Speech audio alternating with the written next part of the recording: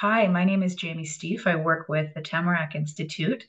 You are here for the webinar titled Mobilizing for Local and Systems Level Impact, Lessons from Building Youth Futures.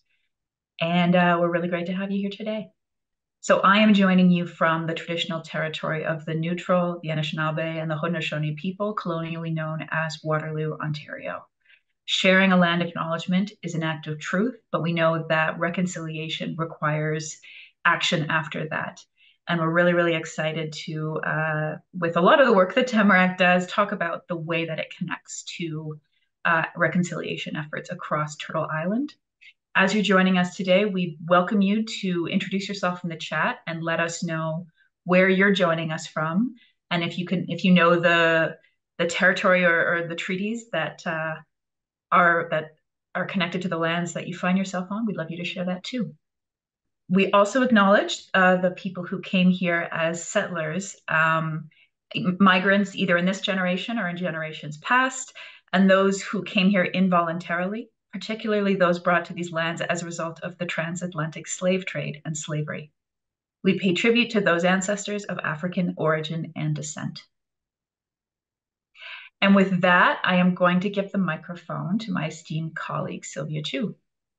Thanks, Jaime. Hi, everyone. It is my absolute pleasure to welcome my dear colleague, Angelina Pelletier.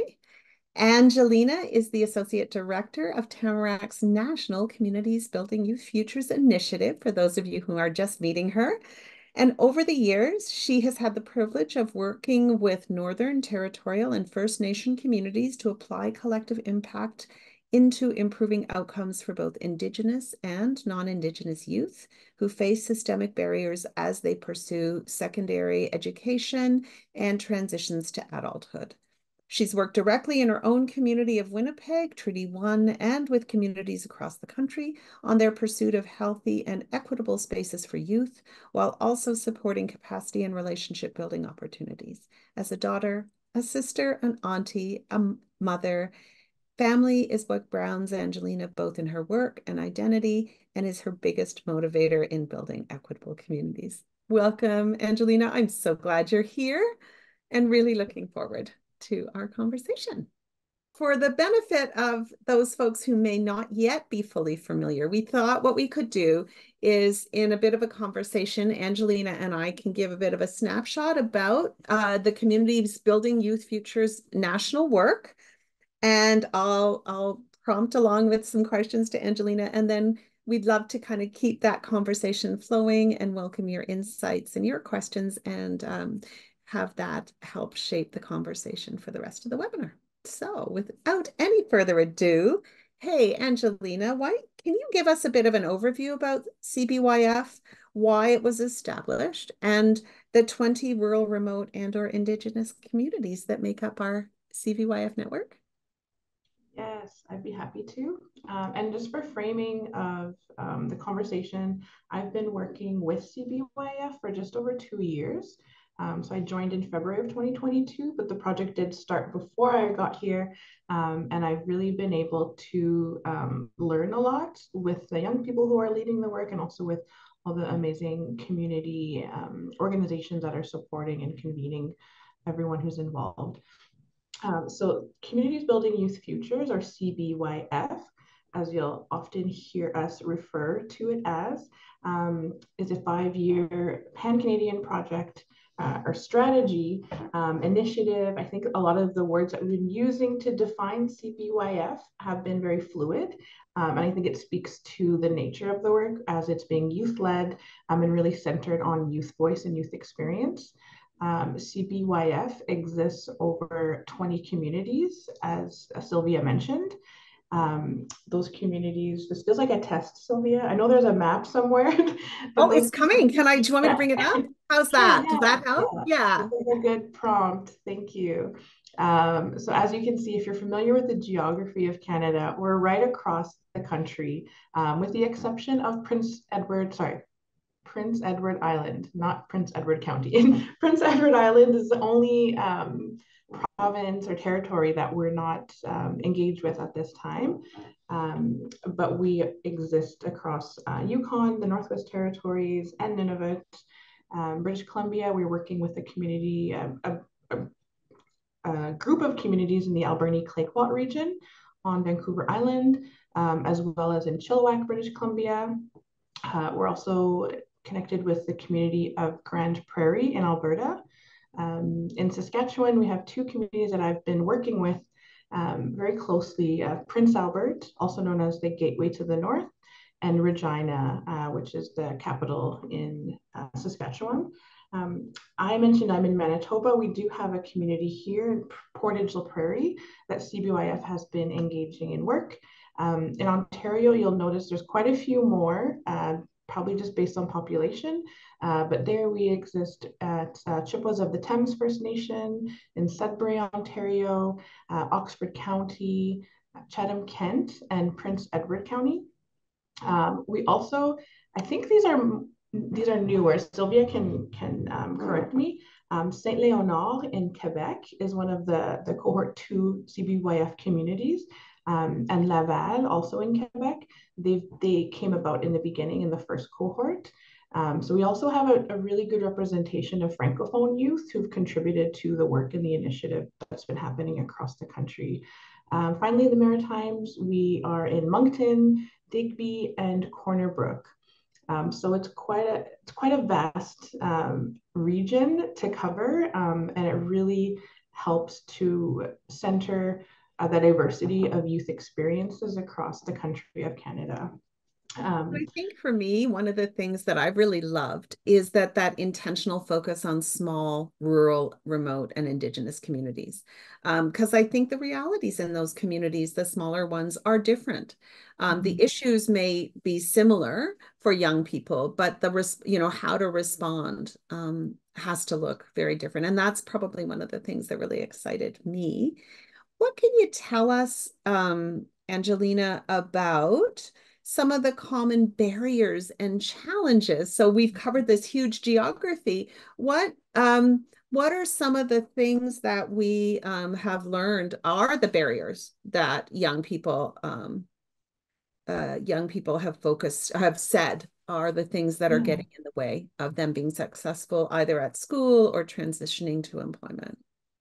Yeah, I think that was a real eye-opener for me joining, is how connected the barriers were and how common some of those barriers are, regardless of where the young people were living. So recognizing, access to food, I think a lot of those basic human rights that we assume everyone has, we were noticing that wasn't the case in every community and for every young person.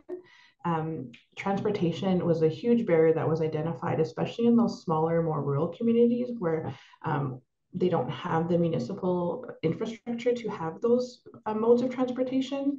Accessing health supports, especially during the pandemic, obviously there is barriers to accessing supports and health supports for everyone, but to really navigate the services that young people needed during a time when the whole world was also experiencing extreme uncertainty and had a lot of questions, about the future.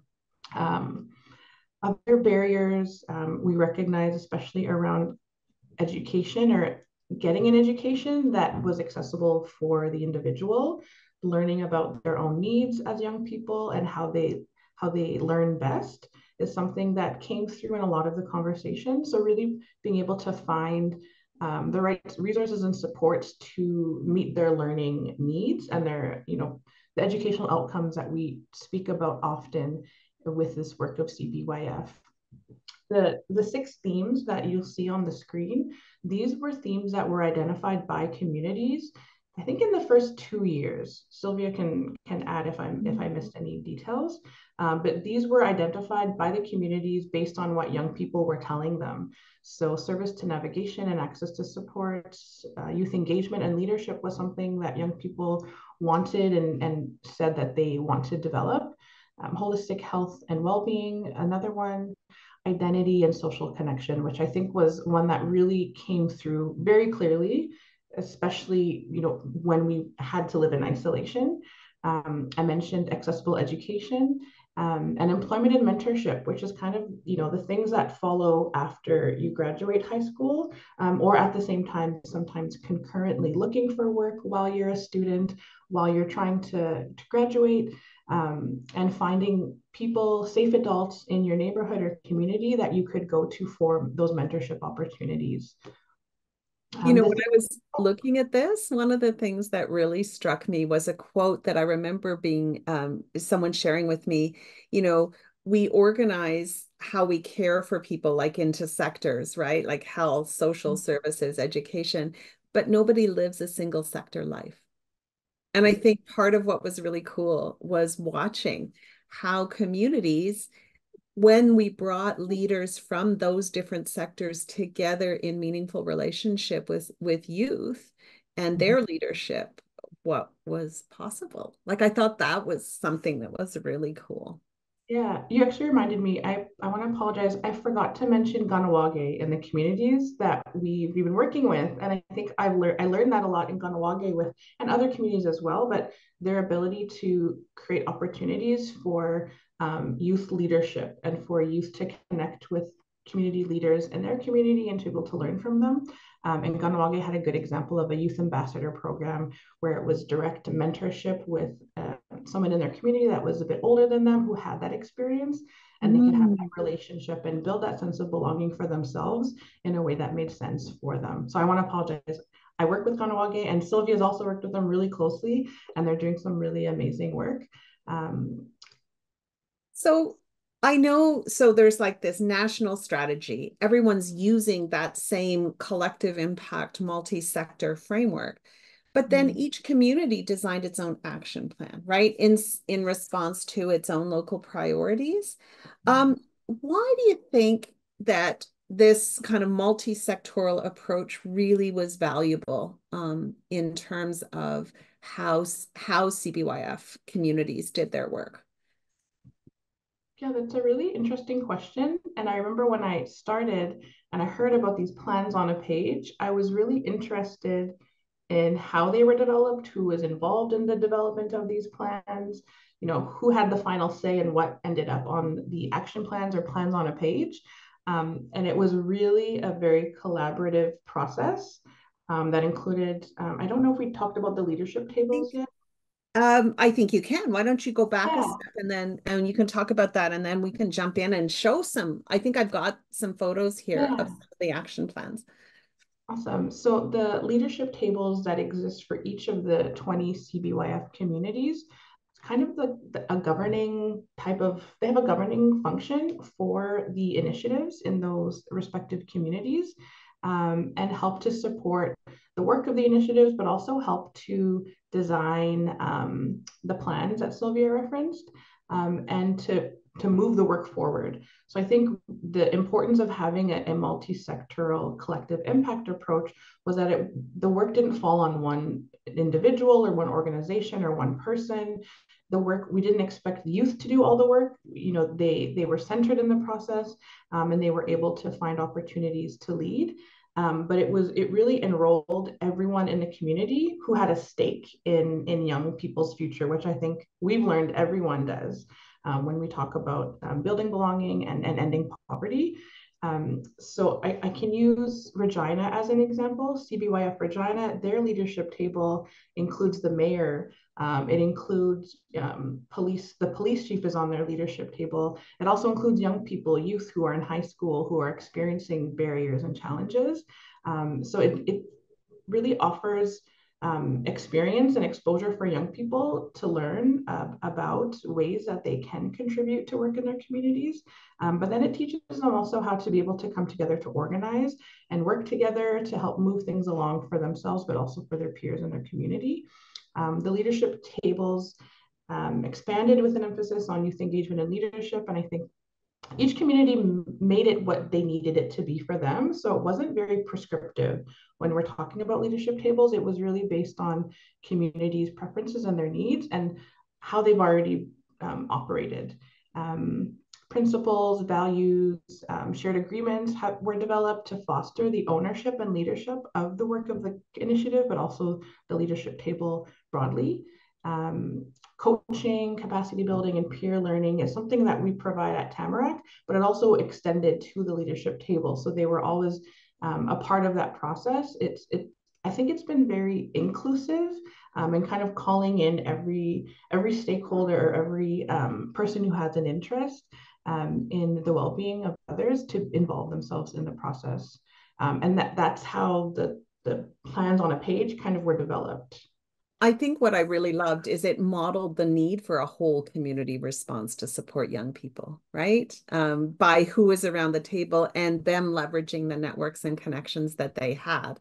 But I think you're right. I think this notion of them maybe getting started with what they might want to focus on together and what really mattered, with Youth Voice really driving that. But then iteratively being able to take that out to more and more groups and networks in the community, to see, how they might contribute was also really powerful. So you were talking about these plans on the page. So this is, after much dialogue, it seems, a little ironic, lots and lots of hours of dialogue with groups throughout and across the community in an iterative way, to create something that really says together, these are the things we're going to champion, and distilling it down to one page is quite the feat, huh? Do you want to walk us through some of the examples? Yeah, so we have Whitehorse on the left, and I've been able to work with Yukon and work with the team in Whitehorse, and they've taken more of a territorial approach to their plan. So it doesn't only include young people in Whitehorse, it really includes the voice of the territory. And maybe we'll talk a bit later about Yukon, because they have some great impacts in terms of their ability to mobilize at the government level. So you can see how they're laid out. There's a vision or a goal, there's focus areas, there's kind of values, I think, that they embed into these plans. And I think it's their way. We describe these plans on a page as a communication tool. So if they're starting a new conversation with someone, if they're reaching out to young people in the community, it's how they're kind of selling themselves and how they're saying, this is who we are, this is what's important to us, and this is what we'd like to accomplish. I want to speak a minute to the CBYF Chippewas of the Thames First Nation plan on a page, because that was one that I was really honored to be a part of. And I think the other thing I want to mention, Sylvia, is that everyone made these and designed them in their own way. There was no like one way to do this. So for Chippewas of the Thames, they actually organized a 2-day camp in Chippewas of the Thames, and I was actually able to attend along with Lisa Adigal, who's their coach. And at this camp, they invited youth. They were compensated to attend. They had facilitated conversations. We had workshops. We ate meals together. And from those conversations, we were able to pull out what young people wanted, what was important to them. And then we had what are they called? Like a storyteller that uses art. So someone was actually Graphic facilitator? a graphic facilitator. So they were actually Yeah. drawing out the image that you see in their plan on a page in real time in front of us. And then young people were going up to it after or at the same time and saying like, yes, I like it, or like, no, can you change this? So it was very, very adaptive. And it was really reflective of what the youth were saying and what they were hearing. And it was almost being validated in real time that this is what's important to us, this is what we need, and this is what we want. So that was a really cool process for me to be a part of, because I got to see this plan develop in real time in front of me using art, and also being a part of that process and facilitating some of those conversations. And in nature, we were outside. I think it was in June in 2022. You can see the image on their plan on a page. That was during the camp that we held. So I really love how this plan also gave communities an opportunity to connect with each other. The process, right? Is as important as that output. Exactly. It was like the process was almost more important than the output. I mean, they're both important, but you could see through the process how communities worked best together, and how young people in this context, how they want to engage and how they want others to engage with them. So these other, we have one from Laval en français. And it's very detailed, and you'll find all the plans on a page are very unique and diverse, and it includes things that are relevant for them. Excuse me. And I love that cross out at the top instead of for youth, it's with Ah, you. right. Right? I thought that was beautiful. Avec, right. And then so they have these big plans and they're working together to implement them at a local level. And then there was this other thing. Can you tell us a little bit about the Innovation Fund projects? And what is the Innovation Fund even? Yeah, the Innovation Fund was a really unique opportunities for communities to be creative, and think of other projects or activities that they deemed important for them, and to acquire a bit more money. So for 1 year, and I think it ended up being closer to 6 to 9 months for the whole each project to roll out. But they would receive $50,000 in project grants, as well as coaching time for each Innovation Fund project with their coach, and their manager of communities. There were some criteria for the innovation funds, and that it did need to center youth voice and youth leadership, offer opportunities to experiment and develop new models. The focus did have to stay within that realm of improving educational outcomes, capacity building or training, or resulting in better employment outcomes for youth. The Innovation Funds projects also addressed systemic barriers or inequities that existed at the community level. So they could be really, I'm trying to think of a right word, but communities could take a real grassroots approach to addressing these issues that they identified, and then be creative in how they addressed it. So the quote here, it's quoted as success or failure is less relevant than what was learned. So I think it was about the process of a lot of the Innovation Fund projects, that resulted in these impacts that we are seeing now after the fact. So a total of 58 Innovation Fund grants have been allocated. So that's like almost 60 projects. Some continued. So they may have applied for one Innovation Fund 1 year, and then they applied for it again the next year to continue on the same work or to scale out the work or to scale deep. Or some communities were even able to adapt ideas from other CBYF member communities and implement it in their own communities. So sometimes the ideas we saw were very successful, so they would be borrowed, or the community network kind of lent itself to each other and offered opportunities for individual communities to learn from each other and replicate what some were doing as when it made sense for their own communities. I think this is highlighting for me one thing that we didn't mention at the beginning. And again, I think might be important context for those less familiar. This first 5-year phase and journey with these 20 communities actually also reflected a partnership that the federal government, our federal government, ESDC, Economic and Social Development Canada, was part of. So they actually flowed the funds that enabled these communities to have some core funding to do that convening of the different sectors together and really kind of dig deep into what their youth and their community needed. And I think often, though, right, as is true with many collective impact style projects, you want to focus on the long term and you want to make sure that you're kind of maybe better aligning existing programs and services, but you're really wanting to push yourself to move beyond that. But there's always this tension, right? Because there is legitimate need right now, and people are really eager to see action. And so I found, for me anyway, watching these projects take root, I think was a really nice way to hold that tension creatively between the desire to get into action right away and try things out, while taking a real long-term, deeper view at some of the barriers that are consistently known, but none of us have really been able to address because we're so busy delivering programs and services. And so I think for me, that was part of what was really exciting and the creativity was the other thing I would say. So here's one. Do you want to tell us this story? So this is just one of the 1 year innovation fund projects, right? Yeah. And this is one that I feel very proud of, and I think it's because it's in my home province of Manitoba.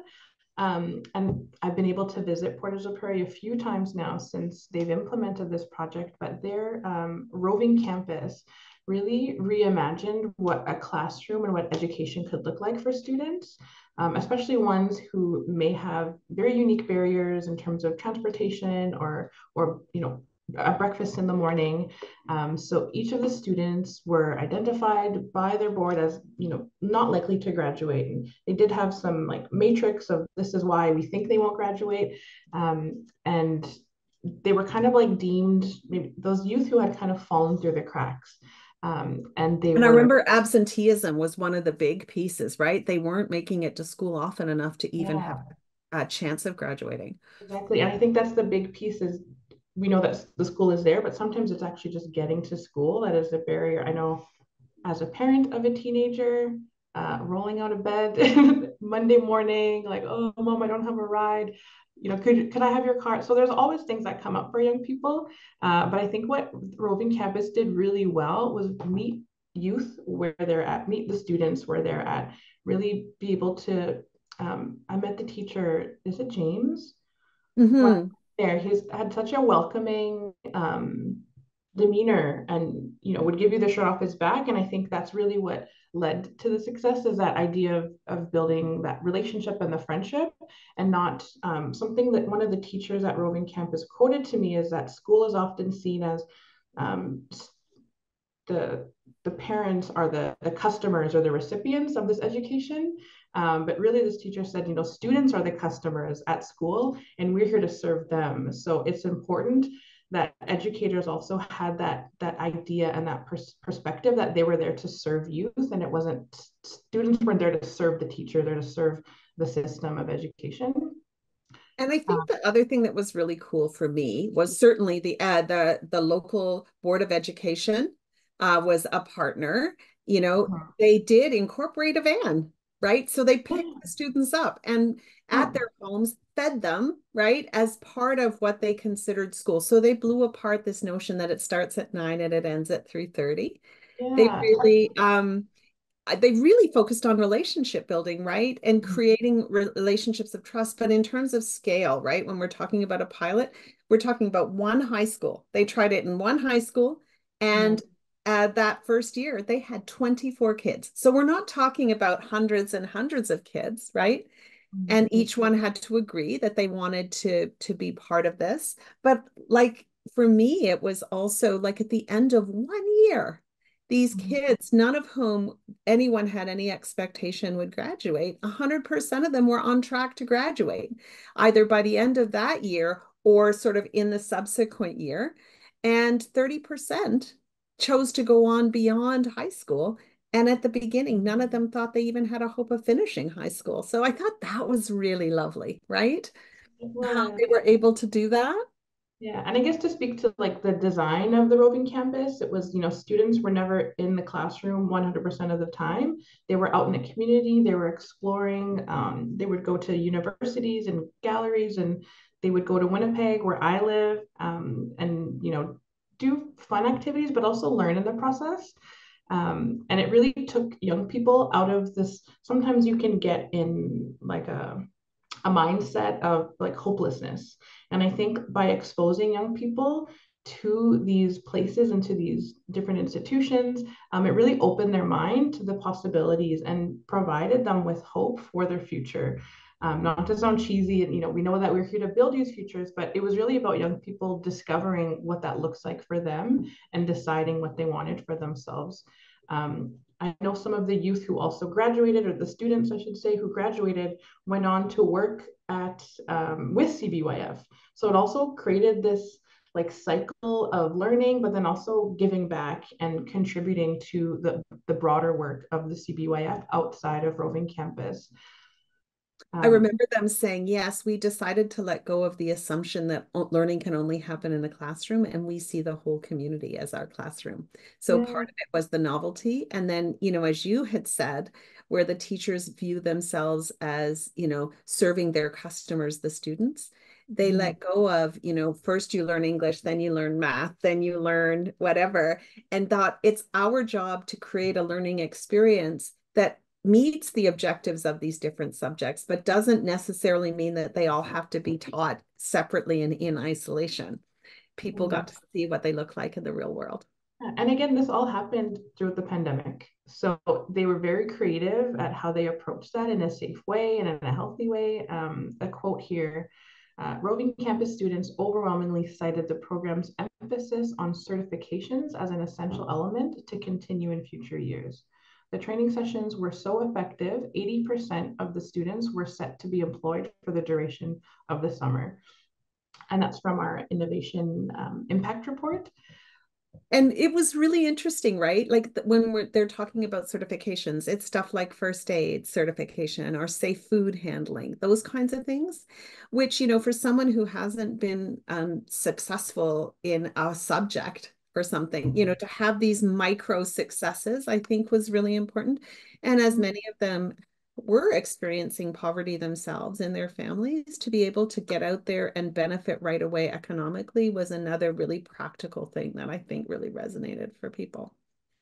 Yeah. So that's kind of one example, but tell me about sort of that impact of the work overall across the network. What can you tell us about that? Yeah, so the numbers kind of speak for themselves, but I think like specific to CBYF broadly, we can see like the number of youth reached 48,881. Sylvia, I can't remember the quoted number when this work started. The goal was, I think, 5,000 youth, maybe. Yeah, it was not nearly anywhere near this. And honestly, I can't even remember what it is. Like, yeah, it was it was a low blow, like a low number. Yeah. And I think the other thing that was really cool was those local networks between and across different youth serving organizations and other sectors was really, really important, including employers. Like employers really stepped up when, it was clear how they could contribute in a really practical way. So I just thought that was really inspiring. And it shows you that every community is willing to do these incredible things for young people. And then we looked at that impact in a different way. Can you talk a little bit about the kinds of impacts that we've seen for youth, for the communities, and then at that systems level?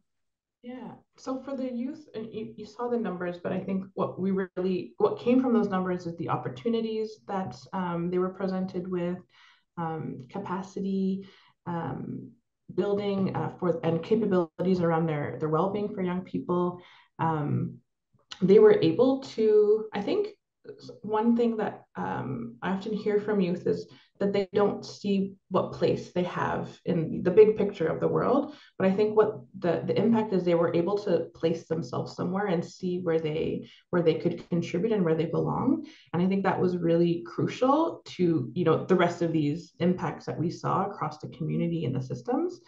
For the communities, it was also really interesting to see the shifting of awareness for people who are not young people. So the adult allies, educators, Sylvia mentioned employers, but it really had an impact on the awareness and the understanding about what's needed at the community level in terms of collaborating and relationship building and connecting, and also coming back to that sense of belonging that we get from our community, but that communities were able to take an intentional role in how they could affect the impact of that. At the systems level, I think that's for me, I think personally, really being able to take a step back. And we've been able to do that now that we're kind of wrapping up this first iteration of CBYF and looking at what's occurred over the last 5 years, and being able to see that different community offerings or programs are now being able to coordinate themselves a bit better. Is almost like, and what's the word for it? I can't think of the word, but alignment is a good word. It's like a coordinated access to services, changes in organizational or political policies. In Yukon recently, last week, Sylvia and I were chatting about the signing of their Yukon Youth Strategy, which came to be through, the CBYF project. So that's a strategy that was signed in by the government of Yukon, that is going to ameliorate the living situations for young people across the territory. So when I think of systems level, something like a signing of a strategy that started within the CBYF initiative and with their leadership table is now at this territorial government stage and implementation. So I think that's a real huge win, not for us, but for Yukon, and the young people who live there. I think for me too, it was this sometimes it's funding flows, like the Roving Campus, for example, got enough recognition, and its teachers did, that a second foundation stepped forward and pledged $250,000 over 2 years to allow them to extend the work. But at the same time, right, the education sector, who'd been a participating partner, when they started to see the results coming out, actually pledged that they were going to take it on as part of how they regularly did their work. Yeah. And then with the added resource, have the capacity now to start it in grade 10 and not wait until the final year, right? And so the ripples that that's going to have, both for individual youth and for young people in that community, are pretty darn inspiring, I think. Yeah. And connections, right? Learnings from each other. Mm-hmm. Changes in practice. We saw, from that focus on the importance of youth voice at that table, so many organizations saying, yeah, we need this in our own youth serving organization as well. And then turn to the young people for help around how to do that. So before we open it up for questions or comments from anyone else on the call, I wondered if the last thing I thought we were going to talk about a little bit was, so all these local things have been happening, but there was this knitting together of the network across the 20, which we've talked about at Tamarack. We're not on the ground in those local communities, right? Like you've mentioned, we were coaching them, we were supporting them. But I think there was, beyond that, this real intentionality to bring the 20 communities together, and really have foster the relationships between them so that they could learn from each other. And we often talk about that as being something really important for shifting systems as well, right? Which is really about disrupting those patterns that we all have, whether it's individual or organizational or sector, that we don't even realize are creating barriers and actually contributing to the very issue that we're trying to fix. And so when we talk about ourselves and the role that we brought to the party, part of it was about connecting those 20 communities together. And I know you were just woman par excellence in terms of really kind of creating that warmth and fostering those relationships. And we did that in a number of ways, I know, but one of the favorites for many of us was then we brought everyone together once a year as COVID permitted, right? Yes. To network and meet one another as well.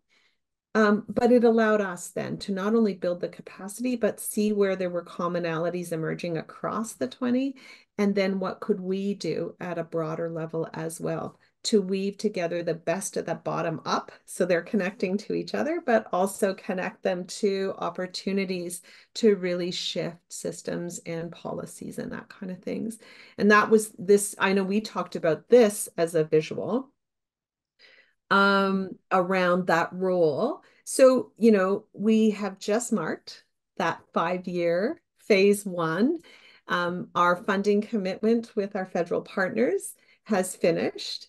And so tell me, like, that doesn't mean this is going away, right? No, I hope not, right? I think, so much work has already happened, and there's so much momentum that has been built, and so much great things, like looking at the impacts that have already happened. This is something that I've been thinking of because before Tamarack, I worked in community. I felt this real connection to the work happening in community because I've been there and I've done those things.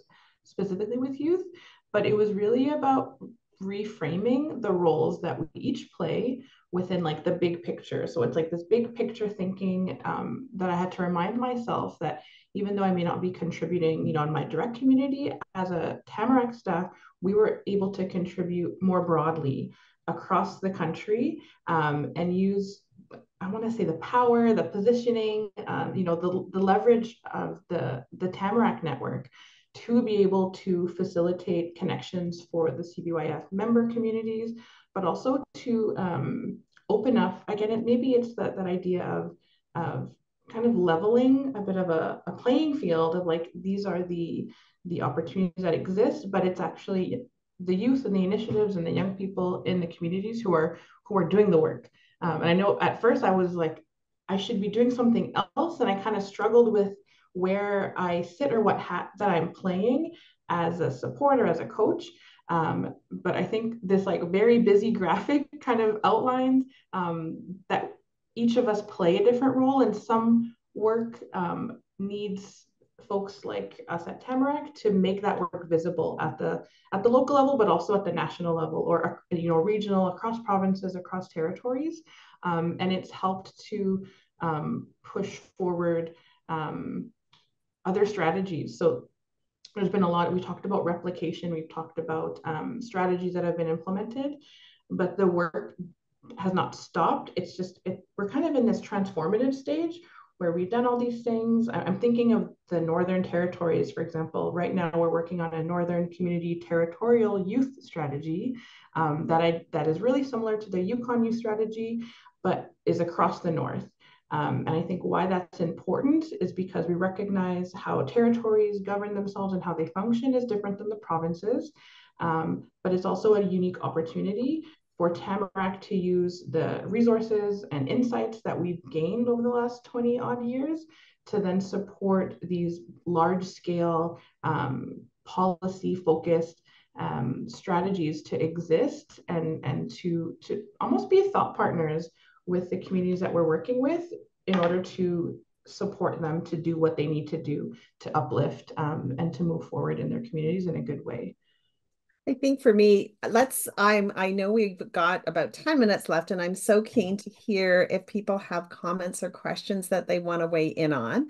But I think the thing I loved is when you said making the work more visible, because I think for me, some of the storytelling is really important. So, there's some numbers there around how we did it, but I also think it's the storytelling and those resources and publications that, if you're busy doing the work, it's hard to tell the story. And being able to tell the story times 20 is a very different story again. Both of which are important. Yeah. All right. So let's open it up. Jaime, we're going to turn it over to you. Are there comments or questions that are starting to percolate along?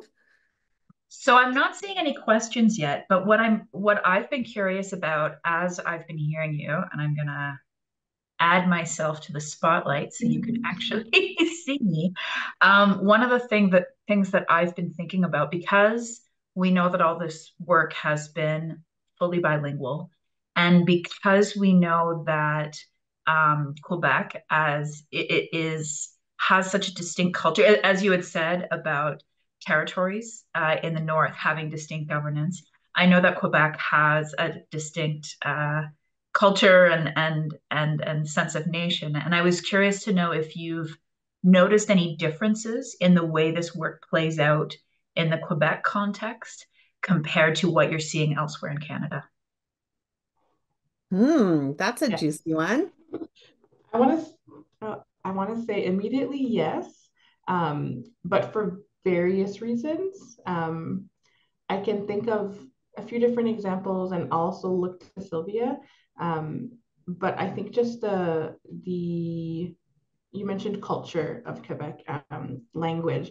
Something that was unique in Quebec and that is unique is that after high school, if you want to go to post-secondary, you have to go to what they call a CEGEP. It's an acronym CEGEP. And that was not, we didn't hear about that in the other. I learned about it through this work about CEGEPs. So that was a unique consideration for the province of Quebec is that there's a different step. The journey is a little bit different for young people who want to access post-secondary. So having that in consideration when we think about educational outcomes was something that is important to note.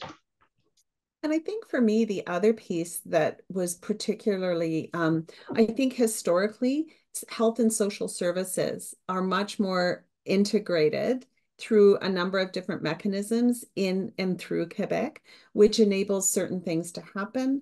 I know that Central de Grand Montréal had been doing for many years before CBYF work that intentionally brought that collective impact framework forward around poverty and social isolation writ large.